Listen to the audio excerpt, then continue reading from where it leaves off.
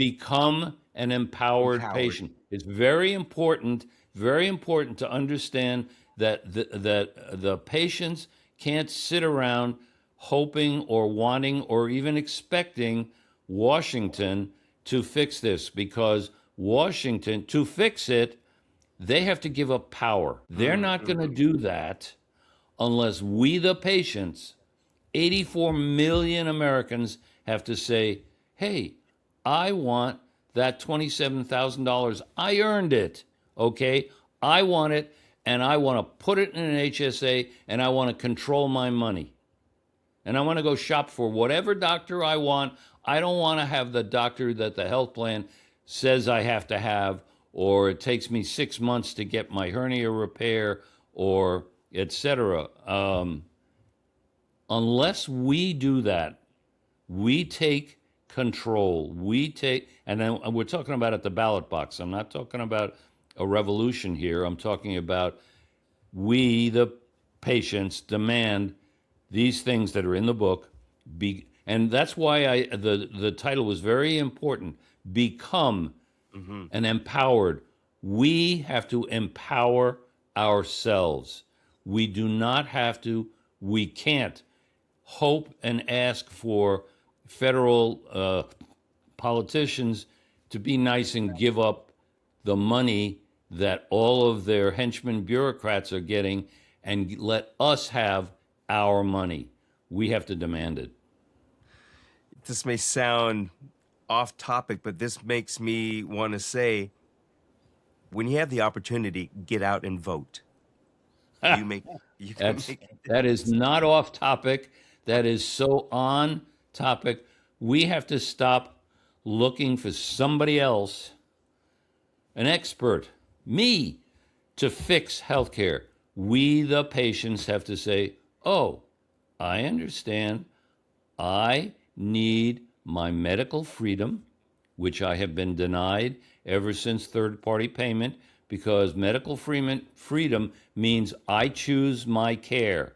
That's legally protected, and yet it is the insurance company that chooses your care, not you and not the doctor. So back to your statement about the ballot box. We have to take charge. It's one of the things on the website, empowerpatients.info, is there's a whole section called Take Charge, and it says, here's what you need to do. You need to talk to your legislator. You need to learn how to shop for a doctor or a hospital or whatever, drugs. I'll tell you this, I just learned this. My daughter showed me this, I think it was TikTok. There is a pharmacy here in Texas, there are probably others, but one that she pointed out, that is a cash-only pharmacy, okay? Now, there are cash-only practices. It's called direct primary care. There are 4 of these surgical centers that are cash-only, which I'll tell you a story in a second, because it's a really great story about a U.S. veteran. But this pharmacy is cash-only. Well, guess what? That drug that normally costs you $25 a pill, the pharmacy, made a deal directly with the manufacturer, no middlemen in between. And the pharmacy is offering you that $25 pill for 99 cents. Breathing is good, Chuck. You got to breathe. It's air in, it's a good thing. Breathe in, breathe out. That's right. I should be coughing, not because I've got a dry throat. I should be coughing because this is crazy. This is crazy stuff. I mean, when you think about it, just logically and say, what's the purpose of the system and all that kind of stuff, it's crazy. You're absolutely right. It's like, this is a system designed not to give care to people. And the whole, we're supposed to save money? No, that's not the purpose of the system. We're supposed to create job. The number one job creator for the last several years in the United States have been healthcare jobs. And so they They tout this. Well, isn't this wonderful? Excuse me, those healthcare jobs were bureaucratic jobs. They weren't doctors and nurses.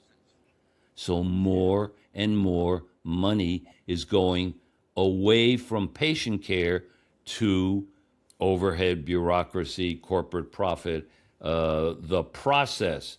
The process should be damn simple. The doctor talks to the patient tells the doctor what's wrong, they decide on a treatment plan, the doctor hands the patient a bill, the patient takes some money out of their HSA and pays the doctor. That's the system. That was the system back when I was a child, and that's the system that everybody in my family's been doctors for literally the last 4 generations. That's the system that my grandfather, my father, 4 uncles, all worked under, which was a direct connection between the patient and the doctor. And that's what we need to get back to.